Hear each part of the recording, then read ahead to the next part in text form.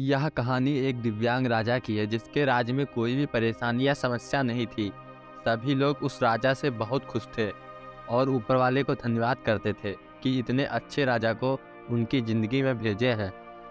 वह राजा दिव्यांग था, उसकी एक आँख नहीं थी और एक पैर नहीं था, लेकिन फिर भी राजा को इस बात का कोई दुख नहीं था।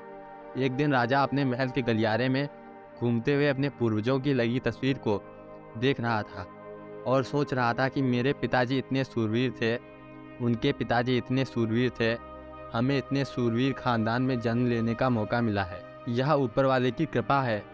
राजा ने सभी चित्र को देखते हुए आखिरी चित्र के पास गया और फिर उस खाली जगह को देखा तो वह चिंता में पड़ गया, क्योंकि उसे मालूम था कि अब यहाँ जो तस्वीर लगेगी वह उसी की लगेगी। लेकिन राजा को इस बात की चिंता नहीं थी कि वह मर जाएगा। चिंता इस बात की थी कि वहाँ जो भी पेंटिंग लगेगी वो कैसी लगेगी।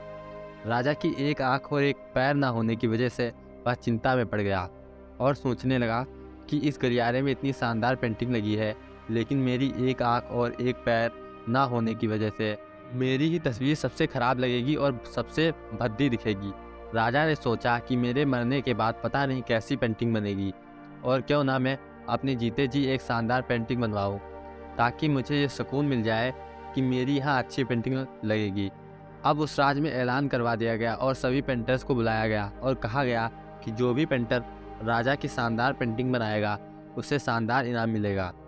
अब सभी पेंटर राज्य में आए और उन पेंटर को पता था कि अगर शानदार पेंटिंग बनेगी तो शानदार इनाम तो मिलेगा ही।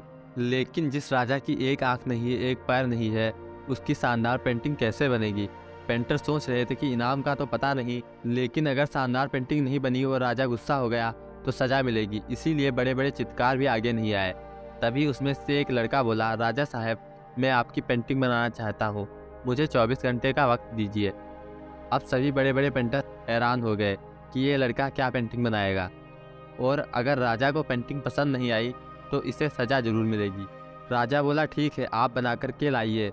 अगले दिन वह लड़का तस्वीर बना कर के लाने वाला था और दरबार पूरी तरह से भर चुका था। लोग दूर दूर से ये देखने के लिए आए थे कि वह लड़का कैसी पेंटिंग बनाकर लाएगा। अब लड़का जब उस राजा की पेंटिंग बनाकर लाया तो लोग आश्चर्यचकित रह गए। सब लोग ज़ोर ज़ोर से तालियां बजाने लगे, सीटी बजाने लगे, और जब राजा ने उस पेंटिंग को देखा तो वह खुश हो गया और बोला कि वाह, इससे अच्छी पेंटिंग तो इस पूरे गलियारे में नहीं है। राजा ने उस लड़के को बहुत सारा इनाम दिया।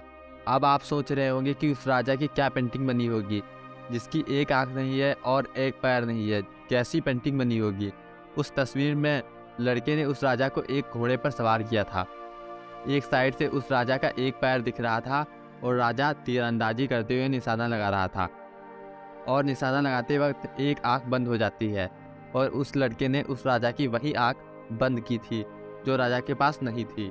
इस तरह से उस लड़के ने राजा को निशाना लगाते हुए घोड़े के ऊपर सवार दिखाया, जिससे एक आँख बंद और एक ही पैर दिखाया, और इतनी शानदार पेंटिंग बनाई थी कि वह अब तक की सबसे सर्वश्रेष्ठ पेंटिंग थी। दोस्तों, उस लड़के के सामने भी चुनौती थी, संकट था, लेकिन उसने सकारात्मकता का साथ नहीं छोड़ा।